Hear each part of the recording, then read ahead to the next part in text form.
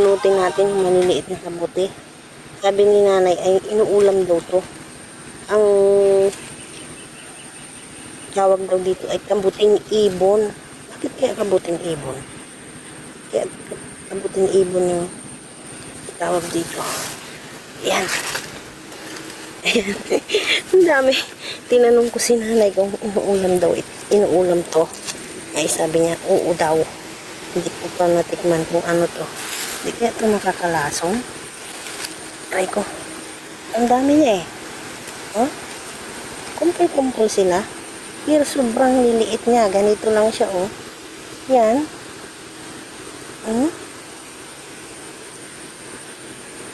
Ang liliit. Ang kapal-kapal. Pero ang liliit. Ano yan, Nay? Kabuti? Ibon? Ayan o. Ayan pa o. Ang lalaki yan. Yung nandun sa may puno ng saging, kaliliit o. Ay, ito maliliit pa ta? Ay, malalaki na ta? Oo. Tingin. Ay, nabunot ni nanay o. Mas malalaki daw ito na binubunot to. Oo, bubunutin ko na lang. Ang dami. Ang dami niya. Kabuting sag. Ay, kabuting ibon. Inuulam ka eh. Pero parang style din siya ng kabuti na ano eh. Yung bunot ko. Malalaki. Mas malalaki pala ito doon sa nabunot niya.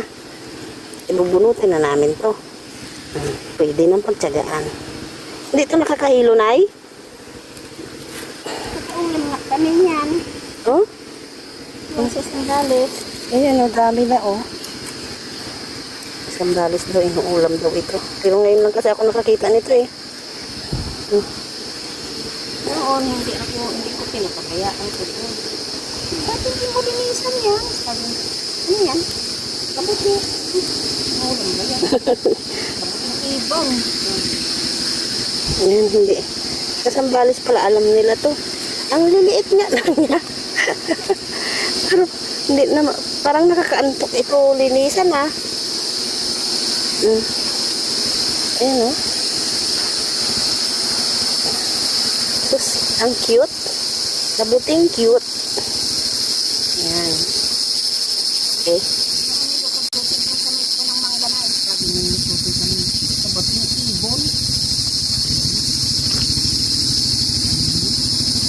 Kabuting.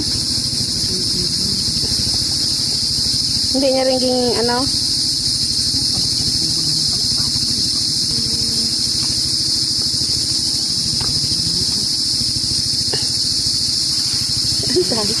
Akala ko, hindi ito inuulam. Hindi ko nabubunutin sana, pero pinakita ko kay nanay. Oh, mas malalaki pala ito. Yung sa binunot niya. Ayan na. Dami. Liliit. Ingay na yung kundidit. Ayan na. Magbubunot muna ako. Ayan. Ayan. Bubunutin natin yung maliliit na kabuti. Sabi ni nanay ay inuulam daw to. Ang tawag daw dito ay kabuting ibon. Bakit kaya kabuting ibon? Kaya kabuting ibon yung tawag dito. Ayan. Ayan. Ang dami.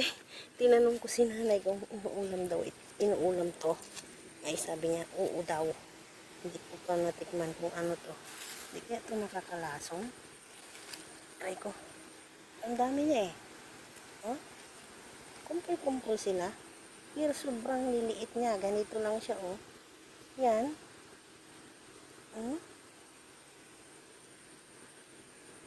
Ang liliit.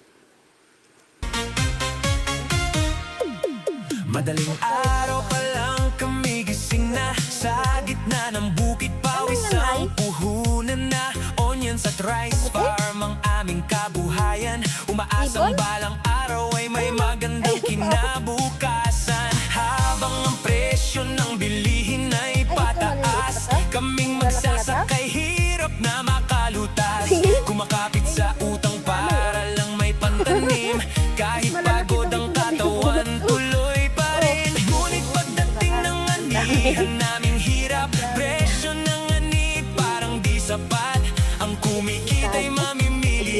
inutangan, kami na iiwan na luhaan. Paano naman Pero parang kaming mga exciting siya farmers na lumalaban ng patas para mabuhay? May pag-asa pa bang mapansin ng ating bayang minamahal?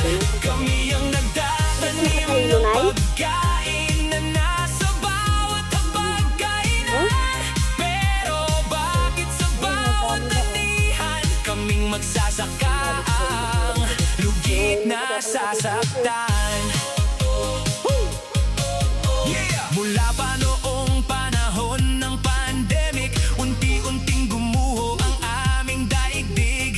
Utang ay dumami, kita'y lumiit, pangarap naming bumangon ay pilit kinakapit. Sa bawat upload nitong Jamix Vlog, sana'y marinig ang aming pagod. Hindi lang para sa views at kasikatan, kundi para sa boses ng magsasakang lumalaban. Hindi kami tamad, hindi sumusuko, kahit binabagyo ng buhay at mundo. Konting tulong lang sana ibigay para ang farmers ay muling mabuhay. Paano naman kaming mga farmers na buong pusong nagsasaka araw-araw? Kung ang ari naming pinaghirapan ay binibili lang ng sobrang baba. Sana'y dumating ang araw na kami na mayaangat, at ang bawat buti ng palay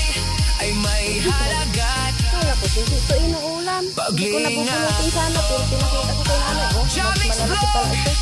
Boses ng mga farmers mula Occidental hanggang sa buong mundo. Itaas natin ang dangal ng magsasaka. Bubunot muna ako.